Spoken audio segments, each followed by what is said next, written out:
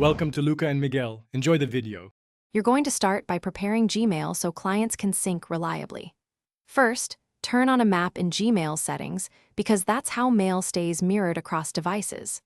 Then confirm your account password, and if you use two-step verification, generate an app password so the client can log in. Make a note of the AMAP and SMTP server names and ports.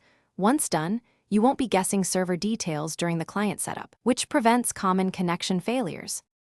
Now add the account in your mail app or desktop client and select AMAP so messages sync instead of downloading only. Enter your full Gmail address and use your normal password or the app password you created. Make sure SSL/TLS is selected. Input AMAP, Gmail, COM with port 993 and SMTP, Gmail, COM with port 465 or 587 for outgoing mail.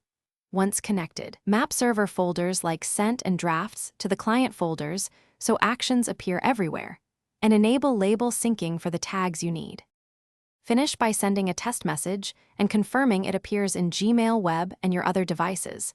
This verifies two-way sync. Then adjust sync frequency to balance immediacy and battery or data use, and fine-tune which labels sync to reduce clutter. If syncing fails, try one key troubleshooting step. Clear the mail app cache or remove and re-add the account after confirming AMAP is enabled. Make sure Google security settings aren't blocking the client, and then retry to restore normal sync. Thanks for watching and please subscribe. It's the best investment you'll ever make.